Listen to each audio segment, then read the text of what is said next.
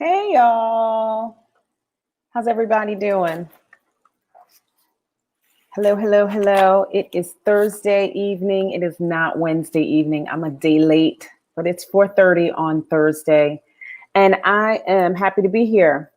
I missed you guys yesterday, so I wanted to pop in today and I really want to share some information about stress, specifically about mom stress. And I want to get you thinking about the what, the when, and the why you are experiencing stress. And let's put some tools and some things in place to minimize that because stress is really nothing to mess with. We've talked another time about the impact of stress and a lack of sleep and how, these things adding up over time really do impact, the quality of our lives. So I'm Deborah Porter. I am your mom coach. I support moms that are overwhelmed, overcommitted, looking to get a handle on everything again, while at the same time being able to provide the self-care and the opportunities for herself to go after the things that she loves. As moms, we have a habit of kind of giving our all to everything and everybody else except us. Okay, so last week we spoke about mom shaming, and I'm still getting stories. I'm still getting people commenting about their individual experience with mom shaming. And I found that there's like three main areas for a lot of people on where mom shaming occurs. And probably not super surprising, but sad nonetheless. So, church, people get mom shamed a lot at church, grocery stores, and on the playground. So, if you did not watch that, or if you were not here with us when we did it, if you go back on the page, you'll see the video from last Wednesday about mom shaming. But mom shaming in and of itself can be a trigger or a lead into stress. All right. So the first point we want to talk about is, what are your triggers when it comes to stress? When you're stressed out, what is the thing that triggered it? Right. For me, when my kids were younger, and even still, sorry, y'all. I am triggered. I am stressed when I am running late. If I'm running late, if I'm going to end up being late somewhere, I do not like to be late. I am punctual, and I generally am on time or early for everything, because the rule is true. If you're on time, you're already late. So for me, it's running late or being late. And so that means that I've got to be more effective in my planning, right? More effective in how early I leave, how we're prepared to leave. Inevitably, a kid has lost his shoes, lost her coat, can't find the book report they did last night, can't find the project that's due in the morning. And so that last minute, when you think you should be dashing out the door, people are running around trying to find stuff. So the idea is that the best morning plan and morning routine really does start the night before, with laying out clothes, backpacks, book bags, just having everything laid out, shoes, to make sure that the process to get out the door is swift and quick, and that you're not fumbling around looking for your keys, looking for your laptop, looking for your earbuds. Plan the night before so that all that stuff is ready. I've even gone as far as loading up the car the night before, but that backfired on me once because my husband and I at the last minute had to switch cars for something. And he took off with all the stuff, all the backpacks, the lunches. It was all with him at work. So be careful if you're going to be that particular, which I tend to be sometimes, but just be careful and know that that can backfire on you if there is a last minute car change. For other people, a trigger may be finances. And it's not always the lack of finances. Sometimes it's just not being good stewards over the finances that we have.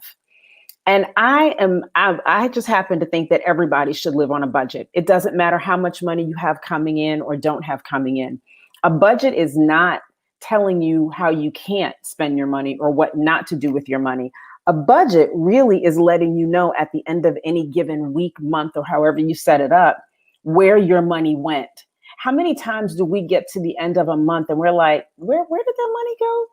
I have $50 in my wallet. Where did it go? So the purpose of a budget is to let you know where your money is going, not that you can't have it or spend it how you want. The purpose is to know where it's going. And then another trigger for some of us right now is this whole work school balance. Many children are still doing their learning at home. And so the idea of doing all of that from home is a stressor. And so the idea is, what are the systems that you have in place? Who do you have in place to support you in this? How are you setting up your days? How are you setting up and arranging workstations? Right? All of this, it can be a source of stress. But one of the number one things that combat stress, especially as we're talking about tasks like this, are systems and things in place so that it's not an everyday we're having to run around again trying to find where's the homework, where's you put your pen, where's your stuff, where's the stuff, right? Having a place for everything and everything being able to be put in its place. All right. So the idea here is, what systems do you have in place? If you are frequently stressed because of stuff, what are the systems in place to help you manage that better?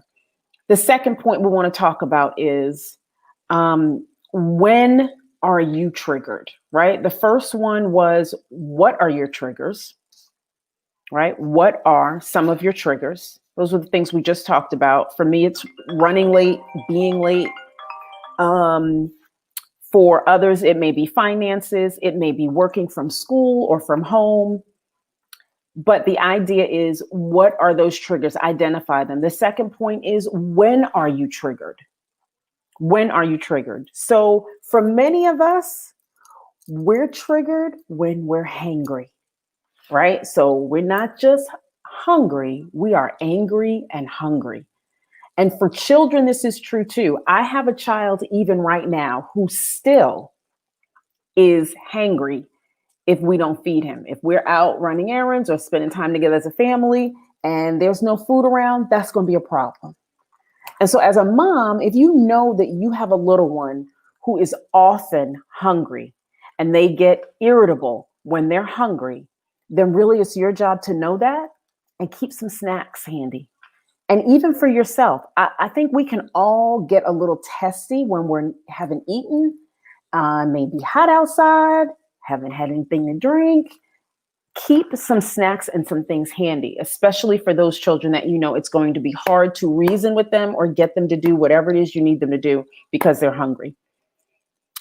Here's another thing that we need to think about. When you're stressed, think about what's just happened. When I'm stressed, many times it's the taking in of negative stuff, whether it's negative media, whether it's negative comments, whether it's negative thoughts, and how you're even talking to yourself. I swear every phone near me is ringing. I don't even know what's happening right now, and it's on silent. So anywho, but think about when you are triggered and you are feeling stress. Think about what just happened, right? We've talked about what can trigger you. Think about when. Okay, so you got to be careful about taking in a lot of negative stuff, especially negative media right now. I am a crime junkie. I used to be a criminal investigator. So crime shows are my thing. First 48, cold cases, all that. Love it. I can binge on that. But I got to be careful because that's a lot. It's a lot, and it's a lot of negativity.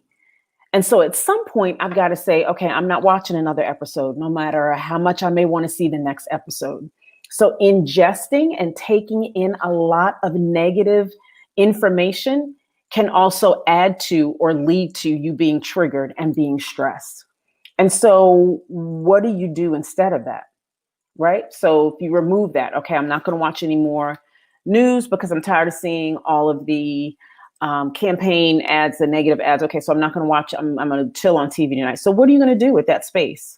What are you going to do with that space that you normally would be watching TV? Fill it with something positive. So fill it with an opportunity to write out some affirmations, some confirmations, some some confessions, some things that are going to feed you in a positive way. And I say write it out because the more senses that you use, the more you retain of it.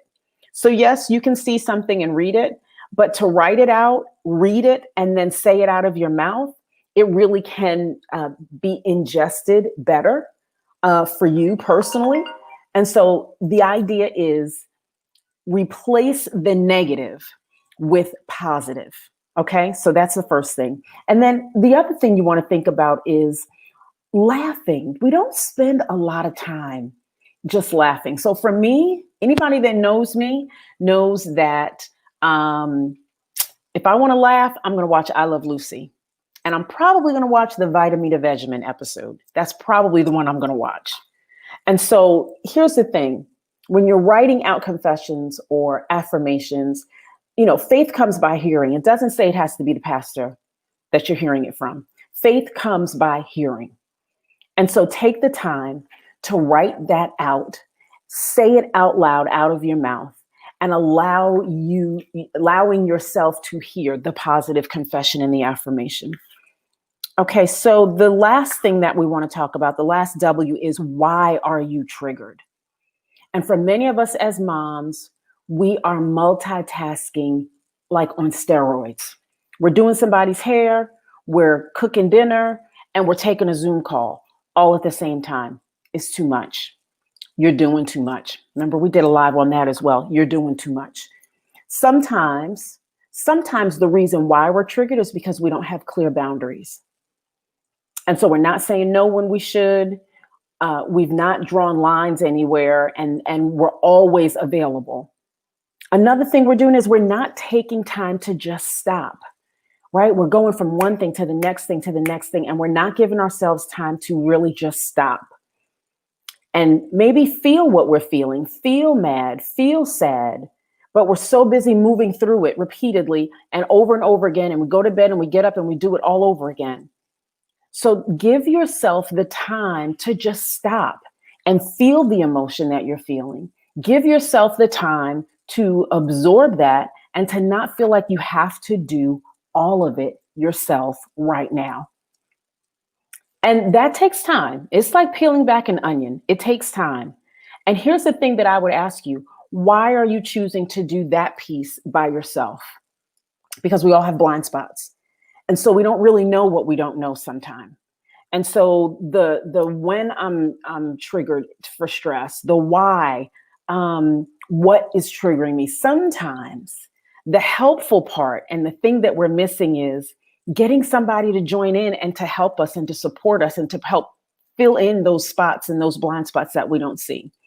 And so if that's you, if any of this sounds like, yeah, I could use that.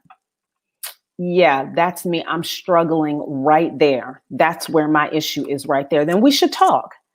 We should talk because there are systems and things that can literally reduce your stress within a day when you know there is a plan or a system in place that's going to support you and what you need and what your family needs. Stress can create a fight or flight response. Much like laughing can release endorphins and dopamine, hence I Love Lucy. But let me tell you, stress can create fight or flight response. And as a mom, neither of those are great, right? I don't need a fight or a flight response as I'm trying to, do what I need to do with and for my family. And so the idea is, let's put the things in place. Let's talk about what your specific situation and what your family might need. I'll leave a link here like I always do. Let's see, the last one we talked about was why are you triggered? And we don't want you doing it alone. You don't have to do it by yourself, not necessary. And if you would like to talk to me as a mom coach, really my job is to support you by seeing where you're lacking the systems in your own life and in your home. And how do we then plug that stuff in there so that you're realizing things can still get done, even if it's not being done by my hand. Okay, so real quickly, what are your triggers? What are your triggers? When are you triggered? And why are you being triggered? And stop doing it alone. Okay, that's it. That's all I've got for you today. So if you want to chat, if you want some support around what that can look like for you, give me, reach out to me here through Bitly, this Bitly link here, or you can just send me a message. But I would love to support you because I want to help reduce the levels of stress in your own life because that impacts the quality of your life. Okay, guys. So I'm going to find out who's calling me 500 times. Y'all have a great evening. Talk to you soon. Bye.